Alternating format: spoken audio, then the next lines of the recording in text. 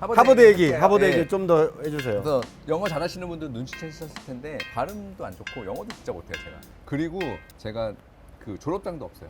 졸업은 했는데 졸업장을 잊어버렸어요. 중간에 잘린 게 아니라 진짜 완벽하게 졸업을 했고 졸업시킬 사진도 있어요. 그리고 어차피 같이 졸업한 친구들이 있으니까. 그러니까 졸업장을 아마 이사 오면서 잃어버린 것 같아요. 근데 제 성격을 알려주죠. 그런 거를 별로 가치 있게 생각하지 않는다는. 그런 걸 가치 있게 생각하지 않는 사람이 하버드 가는 건 또 이상하잖아. 아니 어떤 집은 그거 이렇게 다 붙여놓거든요. 액자에 넣어서. 그러니까 하버드 갈 정도로 하버드를 생각하긴 하지만 그 졸업한 것을 뭔가 이렇게 드러내는 그 정도는 아니다 뭐 이런 거네. 아, 그렇죠. 그냥 붙여줬으니까 간 거죠. 그 당시에 저의 진짜 드림스쿨은 버클리였어요. UC 버클리. 왜요? 그냥 UC 버클리에 대한 그런 좋은 그런 게 있어서 UC 버클리만 빼고 딴 데 다 붙었어요. 어디 스탠포드도 뭐 그랬어요? 이름 한 대학은 다 붙었어요. 그러니까 그 추천서가 좋았던 거죠. 특수대학원? 그쵸. 특수대학원들? 다 그런 공공정책, 뭐 국제개발 이런 관련된. 그 하버드 선택한 이유는 이거는 미국에서도 있는데 H밤이라고 해요. H폭탄. 그러니까 지금 이거를 꼭지를 잡은 것도 그거잖아요. 이 하버드가 주는 이런 뭐 섹시한. 그렇죠. 그렇죠. 그런 게 통하는 거거든요. 그래서 사실은 저는 제가 한국에 가서 이런 일을 하고 싶은데 미국에서 미주한국일보 기자 활동이 저한테 너무 좋지만 이게 한국에서 아무런 경력이 안 되거든요. 그래서 네트워크가 다 미국에 있으니까.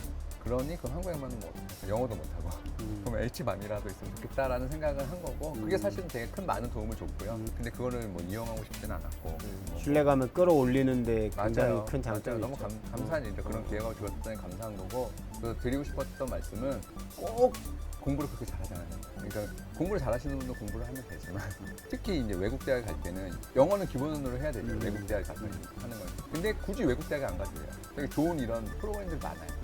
사회적 경제 쪽이 아니어도 돼. 그냥 뭐 MBA나 뭐 다른 데 가도 이런 할 수 있으니까. 근데 그런 데 갈 때 근데도 좋아하시는 거는 정말 다른 지원자랑 다른 독특한 이 사람만의 스토리텔링. 예, 이게 있으면 스토리. 되는 거거든요. 예. 그거를 만드시면 된다. 나는 뭐 공부를 못해서 안 돼. 이런 생각을 안 하시면 좋겠다. 근데 그런 게 있으면은 뭐래도 도움이 된다. 그게 없어져야 되고 많은 IT 기업들이 그런 거 없애고서 너무 좋은데 그래도 그런 게 있는 분야가 있으니 그러면 그거를 활용할 수 있으면 활용하면 좋겠고 네, 그리고 그런 기회를 아까 말한 것처럼 다시 저는 그런 기회가 부족한 친구들도 가져야 된다. 너무 불공정하다. 이게 꼭 돌아서 계속 돌아요. 제자리로 딱 오네요. 네. 하버드에서는 약간 그런 인종차별 이런 건 없어요? 어때요? 피해를 받았거나 그런 에피소드가 이런 게 있어요 좀? 거의 없다고 보시면 물론 예를 들어서 저는 성동을 좋아하니까 성동과 되게 좋아요. 근데 여기도 이상한 사람 있거든요. 그 어느 집단이든 이상한 사람이 있어요. 네, 그거는 근데 뭐 그 사람의 잘못이 아니라 그 사람이 그렇게 커왔으니까 그런 거예요. 한국 사람이 진짜 인종차별이에요. 한국 사람보다 심한데 내가 아는 바로는 그 OECD나 뭐 이런 나라들 중에는 없는 것 같아요. 근데 그 이유는 우리나라 섬이잖아요. 그렇죠? 북한이 있고 이렇게 돼 있고 반도국가지만 네. 섬이죠 우리는. 단일 민족이고 외국과 교류도 적었고 그러니까 이 사람은 낯선 것에 대해서 되게 이렇게 경계하는 게 있거든요. 우리는 다름을 그쵸? 다르다고 인식 안 하고 그게 격차와 차이라고 맞아요. 인식하니까. 문화나 종교나 아니면 뭐 여러 면에서 이게 교류가 많았으면은 그래도 그런 거를 좀 덜 낯설할 텐데 우리는 똑같은 언어 쓰고 이러니까 그냥 어쩔 수 없는 거죠. 뭐 하버드든 어디든 그런 배경에서 자란 사람이 있을 거 아니에요. 그런 사람은 낯서니까 낯선데 나한테 피해를 주는 것 같아. 그러면 차별하게 되죠. 평화로운 시기에는 차별 없어요 거의. 근데 이제 문제가 생겨 어려움이 생기면 이 스케이프고팅 한다고 해서 이 희생양을 찾는 거죠. 그러면은 이제 약한 놈, 약한 고리를 하는 거죠. 저놈 때문에 그런 거야라고 하는 거고 그런 것들이 있겠죠. 있었을 텐데 저는 약간 무딘 편이어서 별로 못 느꼈고 그리고 케네디 스쿨은 뭐 기본적으로 안 그런 괜찮은 친구들이 많이 오니까. 그러니까 그 시기가 좀 행복했네요. 어떻게 보면. 인생의 휴가, 아, 인생의 2년짜리 휴가 너무 좋았죠. 그래서 그렇죠. 행복한 느낌이 들어요. 네, 너무 좋았어요. 자 그러면 이야기들 조금 돌려서 어디서 자리를 잡았었어요? 저희를 육성에다가 사단법인 CG였고 네, 거기서 제가 그때 역곡에 살았었는데 부천에 공간이 있어서 처음에 부천문화재단에 1년 있었고 그 다음에 또 CG에서 해주셔서 서울혁신파크 네. 도량동에 한 1년, 2년 있었고요. 그러면서 이제 법인을 차리고 성동구로 온 거네요, 그럼? 맞아요. 네, 그러다가 그때 즈음에 이제 뭐 너무나 훌륭하신 정경선 대표님 같은 분을 이렇게 알게 돼서 정경선 대표님이 성수동 쪽에 이런 거를 만들려고 하는데 점프가 같이 멤버 회사들로 들어오면 좋겠다. 아까 말씀드린 소녀방앗간, 마리몬드 이런 몇 개 회사들 같이 오자라고 해서 14년인가? 14년? 15년? 뭐 정확히 13년이 13년. 13년인가? 그래서 그때 온 것 같아요. 14년에 이렇게 네, 네. 부각이 딱 됐으니까. 네, 그때 여기 와서 자리를 잡았고요. 그래서 그때부터 한 작년 정도까지는 계속 헤이그라운드에 있었죠. 헤이그라운드를 잘 모르실 것 같아요. 헤이그라운드. 위워크는 아실 거죠. 위워크와 위워크. 패스트 파이브는 아실 테니까 공용 오피스들. 근데 헤이그라운드라는 공간은 지금 저희가 얘기하고 있는 소셜벤처, 사회적 기업, 비영리 단체 이런 사회적 가치를 먼저 앞세우는 추구하는 그런 기관들, 단체들이 모여 있는 공용 오피스라고 보시면 돼요. 그러니까 비영리, 영리 할 것 없이. 네네. 실제로 헤이그라운드에서 요즘 되게 강조하는 게 비영리 멤버십이에요. 좋은 비영리 단체 있으면은 원래 헤이그라운드가 싼데 그걸 거의 대부분의 돈을 다 보조해줘요. 그러니까 그것도 사실 인식이 바뀐 거죠. 힙하다는 성수동의 그 소셜벤처 씬의 맨 앞에 있는 데서도 비영리도 그 나름의 역할이 있다는 거를 이제는 아는 거죠. 그래서 헤이그라운드에 가면은 비영리 단체들도 많이 들어가 있습니다. 제가 운영하고 있는 소셜액션 연구소 사회적 협동조합도 비영리죠. 네, 맞습니다. 네, 저희도 비영리입니다. 네. 자, 오늘 어쨌든 이런저런 얘기 이렇게 두서없이 또 때로는 이제 격식 없이 좀 얘기했는데요. 저는 뭐 그런 생각이 들어요. 제가 그 대표님 뵌지 10년이 좀 이제 좀 안 돼 거의 돼 가는데 저는 좋더라고요. 그러니까 그렇게 마음 편하게 제 속 얘기를 할 수 있는 사람 또는 내가 갖고 있는 어떤 관점, 시각 이런 것들을 재지 않고 얘기할 수 있는 사람, 얘기하는 유일한 사람 중에 하나거든요. 근데 그거는 역으로 대표님도 약간 저에게 그렇게 해주시니까 그런 게 좋았던 것 같고, 일단 대표님 같이 뭔가 제 딴에는 되게 동경했던 학창 시절인 거예요. 저는 그쵸. 중학교, 고등학교, 제가 나온 고등학교 성동고등학교라고 공부를 참 못했던 학교예요. 겨우겨우 대학 가고 막 이랬던 제 입장에서는 야 나도 그런 어린 시절 그런 학창 시절 보냈으면 좋겠다라고 생각을 막연하게 했었는데, 그런 삶을 학창 시절에 보냈지만 이 소셜벤처 또는 사회적 가치 이런 것들을 추구하는 대표님의 삶, 그다음 저도 나도 약간 그런 걸 동경했지만 지금 나도 그런 이 소셜벤처 씬에서 뭔가 일들을 하고 있는 것들 하면서 그래, 이게 학창 시절을 어떻게 보냈는지보다는 내가 어떤 가치와 어떤 철학을 가지고 삶의 목표를 가지고 내가 뚜벅뚜벅 걸어가는 게 훨씬 더 중요하겠다, 이런 생각을 사실은 대표님 보면서 제가 가끔 이렇게 하거든요.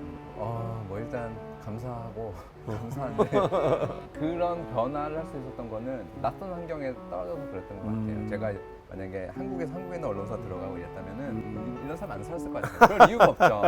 미국에 가서 제가 결핍이 있으니까 새로운 환경이 있으니까 이런 기회가 있었던 것 같아요. 그래서 대학생들한테 항상 하는 얘기인데 뭐 여행, 연애, 독서 이런 거. 그러니까 나를 낯선 환경에 좀 계속 그래야 이제 결핍이 있어야 사람이 그렇죠. 변화하니까. 네, 그런 거 그거 같습니다. 하나 했고 뭐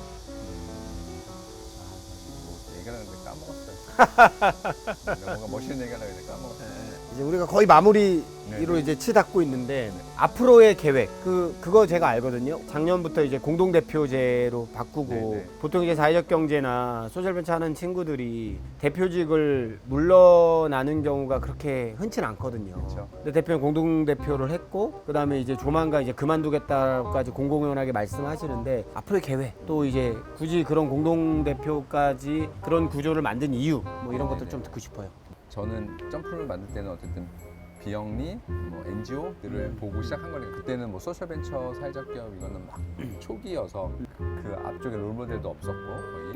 근데 이제 이 비영리 시민단체 NGO 쪽에 롤모델들을 봤을 때 정말 훌륭하신 기관들이지만 제일 제가 아쉬웠던 거는 그거였어요. 카리스마 있는 대표, 창업자들이 좀 나쁜 건 죽을 때까지 가져가는 거죠.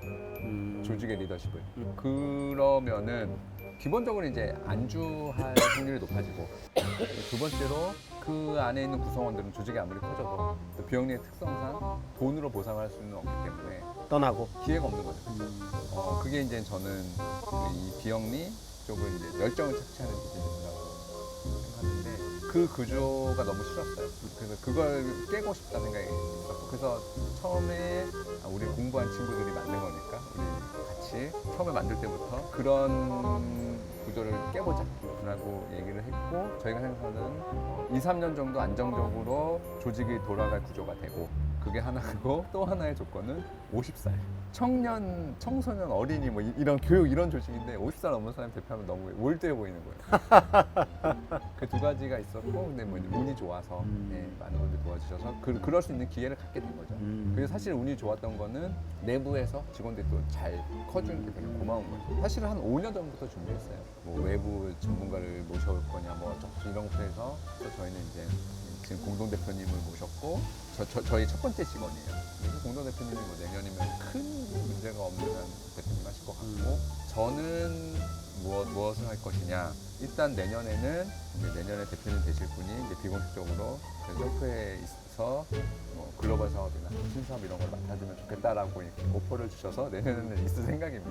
하지만 이제 대표가 아니니까 이제 뭔가 좋은 기회가 있으면은 점프 안에서도 계속 해볼 생각은 있습니다. 근데 제가 관심 있는 분야가 있어요.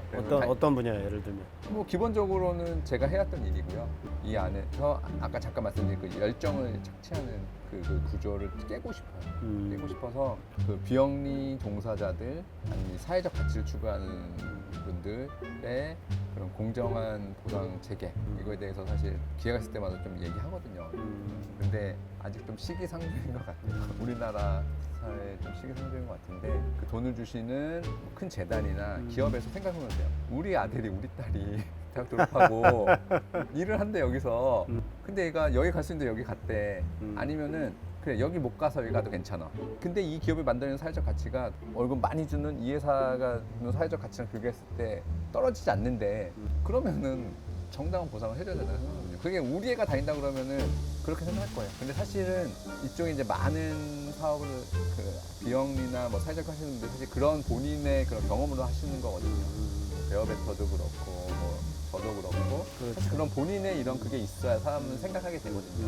그러니까 그런 경험이 없으시니까 아직은 좀 그 변화가 더디긴 하지만은 그쪽으로 변화가 되면 좋겠고 그런 일을 하고 싶고 저는 그 점프 모델을 좀 글로벌로 해보고 싶은 생각도 있습니다.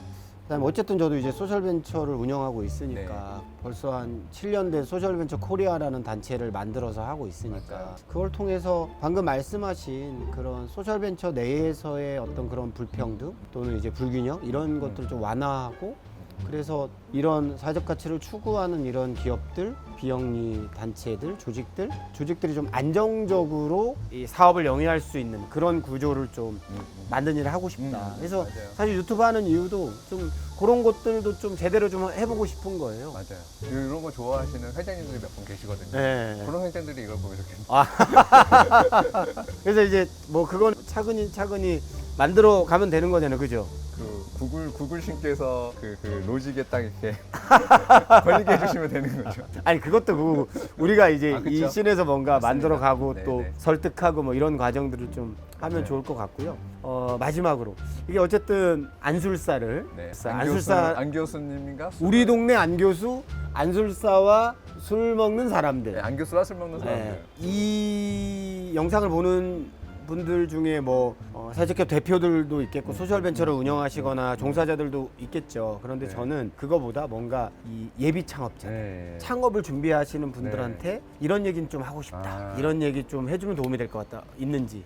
저희가 이거 사실 처음 얘기했을 때 업계에 좀 어두운 얘기들을 하자고 했는데 그런 얘기를 하나도 못했네. 못했어. 우리가 지금 유튜브로 남긴다고 하니 사실 좋은 얘기들, 밝은 얘기들만 하게 했어요. 되네요. 사람의 본성이. 어쩔 수 네. 없네. 예. 그럼에도 불구하고 정말 그 다른 업계에 비해서는 나 자신을 존중하고 나 자신이 존중받으면서 일할 수 있는 가능성이 높은 곳인 것 같아요. 그거는 되게 좋은 점이고 그러면 창업을 해야 되냐 취업을 해야 되냐 그러면은 저는 창업가의 DNA는 타고나는 거라고 생각합니다. 우리나라가 정부에서 일자리 해결을 위해서 창업을 하라고 푸시를 하지만 그런 데 속아 넘어가지 마시고 사실 이제는 좋은 기업들이 너무너무 많아요. 그 임팩트 커리어라는 사회적 가치 있는 회사들이 구인하는 그런 사이트에 보면은 항상 그 구인 포스팅이 넘쳐요. 네, 구인난에 허다고 구인난에 허덕이는 거예요. 그러니까 맘만 먹으면 충분히 일할 수 있어요. 그리고 그 중에 아까 말한 것처럼 옥석을 가려야 되지만 이상한 데도 있으니까 대부분 좋은 회사들이에요. 우리한테 물어보면 우리가 알려줄 수 있는데, 맞습니다. 그지? 알려주세요. 우리한테 댓글로 남겨주면 우리가 알려드릴게요. 네, 알려드릴 수 있어요. 그런 데서 일해보시면 더 좋겠다는 생각이 들고요. 기본적으로는 제가 오늘 얘기한 게 진정성 있게 들리셨을지 아니면 자랑하는 걸 들으실지 모르겠으나 사실 저는 진정성 있는 사람이거든요. 그 어딘가쯤? 자랑과 진정성 네, 어딘가쯤? 네, 네. 그냥 일자리로 아니면 내가 잘났는데 내가 잘난 거 플러스 좀 뭔가 멋있어 보이는 일 하는 사람들이 많이 오지 말고 정말 내가 왜 이 일을 하려고 하는지 이런 거를 생각하시는 분들이 조금 뭐 외형적으로 보여주는 건 부족해도 저는 그런 분들이 훨씬 더 많이 필요하고 그런 분들이 이쪽 생태계에서는 정말 제대로 된 변화를 이끌어 주시는 정말 멋진 혁신가가 될 수 있을 거라고 생각합니다. 다시 맨 처음 얘기로 돌아가는 건데 뭐 사회적 경제 소셜 벤처의 본질이 뭐냐를 보면은 기업이 아니라 저는 가치라고 생각하거든요.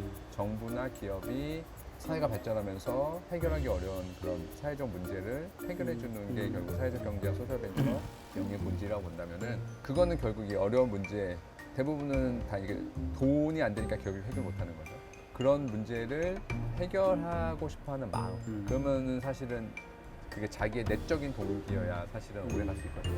그런 분들이 많이 오시면 좋겠어요. 그런 분들이 괜히 엄한 데 가서 일하면서 인생을 낭비하지 마시고 그런 분들이 이쪽에 오셔서 창업도 하시고 자신의 재능을 기업에 나눠주시면서 행복한 삶을 사시면 좋을 것 같습니다. 저는 이제 추가적으로 좀 이런 얘기를 좀 덧붙이고 싶은데 보통 이제 사회적 기업이나 소셜벤처를 이제 진짜 킥오프 직전에 있는 분들이 고민하는 건 정부나 각종 기관들에서 이런저런 지원들을 받는 것에 대해서 주변에서 야 그런 거 받는 게 무슨 기업이야 그런 거 받는 건 잘못돼 있어 이런 막연한 인식을 심어줘요. 그러니까 어떤 걸 고민해야 되면 경쟁력을 자꾸 고민하게 돼요. 그러니까 경쟁력을 고민하면 그냥 기업하면 되거든요. 근데 자꾸 경쟁력을 고민하면 내가 갖고 있는 이 선한 의도 또는 내가 갖고 있는 사회적 가치, 내가 생각하는 어떤 사회 문제 해결 방법 이런 것들이 왜곡되죠. 아니 그리고 그런 고민하시는 분들에게 꼭 이 말씀을 드리고 싶네요. 여러분들이 생각하시는 것보다 우리나라 정부는 정말 부자여서 대기업부터 벤처기업까지 이런 사회적 기업 소셜벤처가 받는 것만큼 아니 그보다 훨씬 더 많은 지원을 받고 있다. 네. 그러니까 합법적으로 네. 정말 많은 걸 네. 받고 있다라고 생각하시면 그러니까 틀린 얘기가 아니죠. 그렇죠. 맞아요. 마땅히 지원받아야 하는 거라고 생각하시고 해야 되는 거예요. 우리가 국가의 복지 시스템을 어떻게 생각하냐면 내가 수혜의 당사자로서 감사합니다 이렇게 생각하는데 그렇지 않거든요.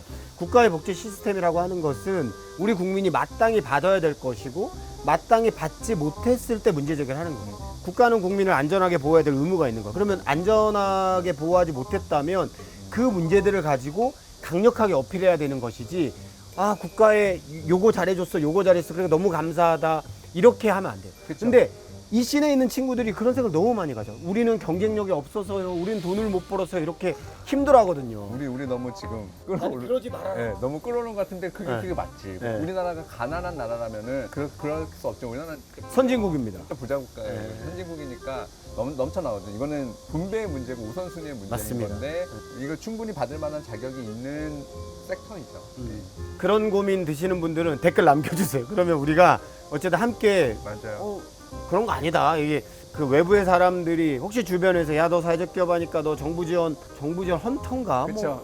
뭐 얘기하잖아요. 그런 헌터들도 있긴 하죠. 예. 하지만 그렇게 생각하지 그런 마. 사람들은 네. 일부고 사실 대부분은 그게 있는지도 모르고 어떻게 하는지도 맞습니다. 몰라서 맞붙는 데가 네. 훨씬 더 많으신 거죠. 그러니까 이런 사람들 때문에 욕을 먹는 거죠.